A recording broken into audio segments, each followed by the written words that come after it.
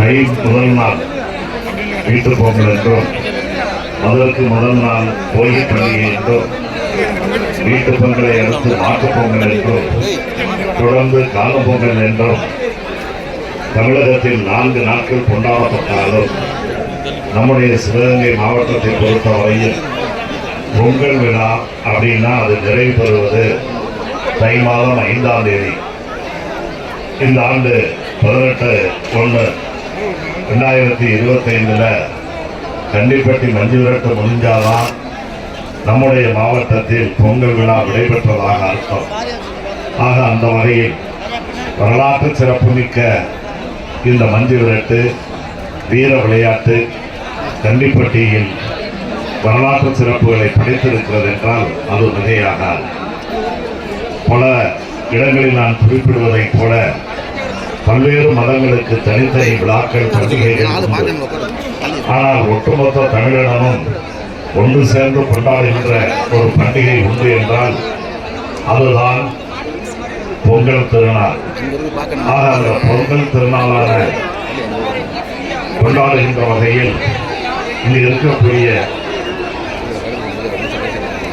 புனித பழைய அந்தோணியார் கோவில், அந்த அந்தோணியார் கோவிலை வழிபடக்கூடிய மக்கள், அது மட்டுமல்ல இந்துக்கள், இஸ்லாமியர்கள் என்று, கிறிஸ்தவர்கள் என்று அனைவரும் ஒன்று சேர்ந்து இந்த மஞ்சு விரட்டை நடத்துவது இது மதங்களுக்கு அப்பாற்பட்டு, ஜாதிகளுக்கு அப்பாற்பட்டு தமிழ் இனம் என்ற ஒரு இனத்தினுடைய அடையாளமாக கொண்டாடப்படுகின்ற விழாதான் இந்த மஞ்சு விரட்டு.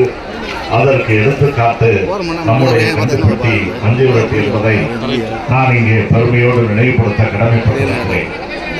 சிவகங்கை மாவட்டம் காளையார்கோவில் வட்டம் வாணியங்குடி குரூப் கந்துப்பட்டி கிராமத்தில் இன்று நடைபெறும் தமிழக பாரம்பரிய வீர விளையாட்டான ஜல்லிக்கட்டு மஞ்சு விரட்டு நமது கலாச்சாரத்தையும் பண்பாட்டையும் பேணி காப்போம் என்றும் விளையாட்டில் ஈடுபடும் காளைகளுக்கு எவ்வித வீரர்களான நாங்கள் சிறந்த நெறிமுறைகளை பின்பற்றுவோம் என்றும் இவ்விளையாட்டில்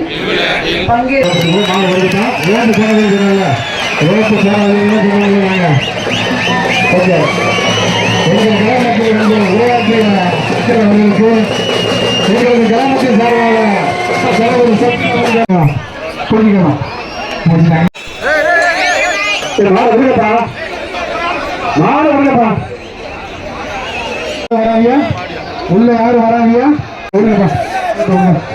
மாணவர்கள் நீங்க சொன்னாதான் நீங்க அனைத்து பிறகு ரோபோட்டு வருவீங்க. மாணவர்கள்